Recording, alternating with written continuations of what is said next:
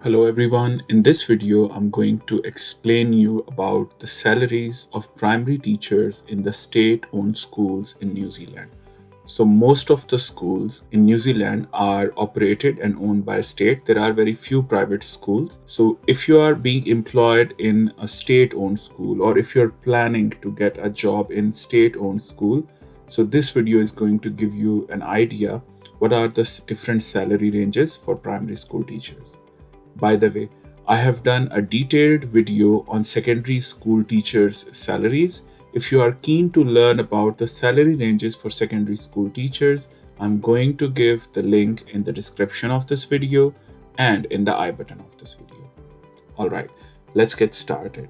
So as you can see, I have opened up this website here and I will give the link of this website in the description of the video as well.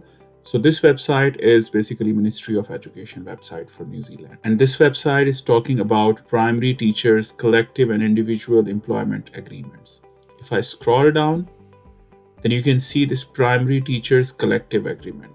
I have already downloaded it. If you want, you can download it and you can go through it. I will open this document here. And if you see, I'm right now on page number 24. On page number 24, this document is talking about base salary scale for trained teachers, right? All right, now let's talk about this salary table for primary school teachers. So as you can see, there are steps starting from 1 till 11. So these are basically salary steps.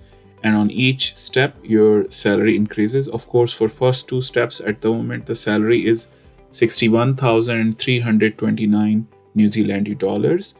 And then after that, at step 3, it will increase. And then step 4, 5, 6, you can see it is increasing with each step. And also why I'm talking about this column, because you can see right now, the salary rates effective from 2nd December 2024 are in, practice. So I'm recording the video at 6th of February 2025. So that is why I'm talking about these salary scales or steps, and I'm not talking about the previous salary steps. All right, now if we talk about the step 1, then you can see Q1E, Q2E, and Q3E. These are the qualification groups, right? So Q1, Q2 were the previous or old qualification groups. And now all the qualifications, the starting qualifications are Q3E for the most, recent, and it is transitioning into it. So what is Q3E? I will talk about that. But if you don't have any previous experience and you're a fresh teacher with Q3E qualification group, then you will start with your 61,329 New Zealand dollars salary per year. This salary is per year, okay? And then in step 2, it will remain same. When you move to step 3, then it will change to $64,083. Now if I scroll down and I take you to the Q3, so Q3 is basically for those who have registration with Teaching Council, but they don't have any subject or specialist qualification at level 7 or above on NZQF framework. Now if I go up again, and I'll move it slightly here. If we talk about Q3 plus E, so if you don't have any experience, right, and your qualification is Q3 plus E, so you will start your job most probably at 64,083 New Zealand dollars per year. Now let's go down and see what is Q3 plus.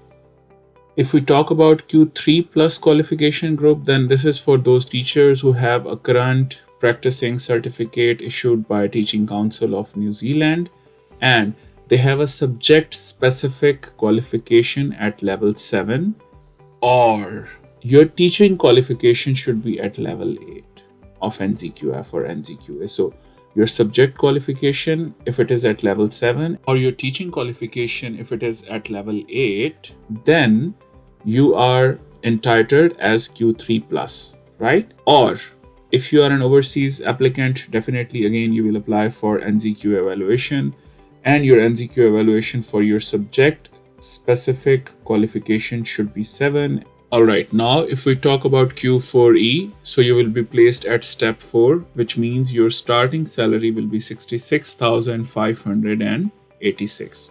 Q4 is for teachers who hold a current practicing certificate issued by Teaching Council of Aotearoa, New Zealand, and a subject related degree at level 8 by NZQA or NZQF, which can be an honors degree or a postgraduate diploma, or two subject or specialist level 7 qualifications on NZQF, or an initial teacher qualification at level 9 on the NZQA, or equivalent overseas qualification recognized by the NZQA. So if you have any one of these, you can be considered as Q4 teachers.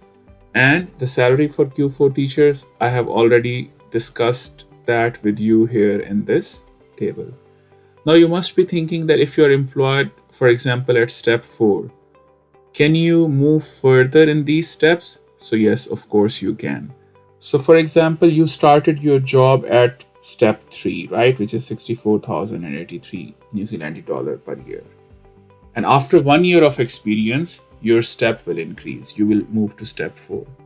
Then after 1 year of experience, you will move to step 5. So basically the thing is, if your qualification is Q3, you will start at this salary. If your qualification is Q4E, then you will start with this salary, and every year your step will increase with your teaching experience.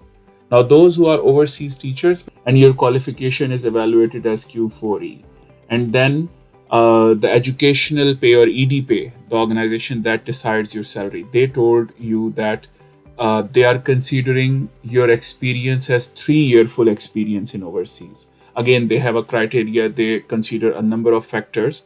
So, for example, in my case, I had 8 years of experience overall, but they considered it, I think, 4.5 years, right? So they have different parameters. So, for example, they tell you that with your this Q4E qualification, we are considering your experience as 3 years. Okay, so your salary will start at this point and then add 3 more steps. So step 1, 2, and 3.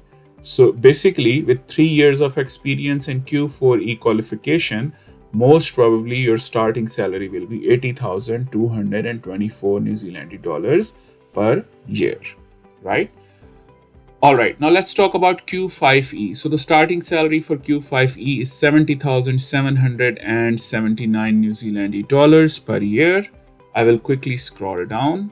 So Q5 is qualification group for teachers who hold a current practicing certificate issued by Teaching Council of New Zealand, along with a subject-specific qualification at level 9 on NZQF, right? Which is master's or doctorate, or equivalent overseas qualification recognized by NZQA. So if NZQA tells you that your qualification level is 9 for master's or 10 for PhD, then it means that your qualification group is Q5. Now, if I quickly scroll up to this table, so you can see there are these qualification groups as well, called as Q1M, Q2M, Q3M, Q3 plus M, Q4M, and Q5M.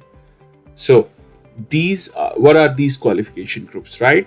So if you see Q1, Q2, Q3E, right? So this is basically the starting point of Q1 and Q2 and Q3 qualification groups. And the maximum salary that you can get on the basis of these qualification groups is step 10 and Q1M, Q2M, Q3M. And then if we talk about Q3 plus E, Q4E, and Q5E qualification groups, if you have one of these, and you have, if you are overseas teacher and you have enough experience, you can reach up to this point. Or if you are a new teacher but you have this qualification, so you will start at this salary bracket and you will keep on moving each year until you can reach maximum on step 11. So basically these are a bit more advanced qualifications, so that is why you can go up to level 11. If you have Q1, Q2, Q3, so you can go a maximum of step 10. So I hope this will give you a clear idea about different salary steps, qualification groups, and then maximum qualification steps for these qualification groups. Now, if I scroll down quickly, there is one more thing, which is untrained teachers. So If you are a teacher who does not have any teacher education, or those who are employed as limited authority to teach, so their salaries at the moment, the minimum step or the maximum step, there are two steps, right? The minimum is 52,468 New Zealand dollar per year, and the maximum is 54,528 New Zealand dollars per year. So these two salary steps are for untrained teachers, or the teachers who are having limited authority to teach. I hope you find this video informative. If the video was helpful for you, please like the video, share it with your family and friends, and subscribe to my channel for more useful content on teaching and learning abroad. Thank you.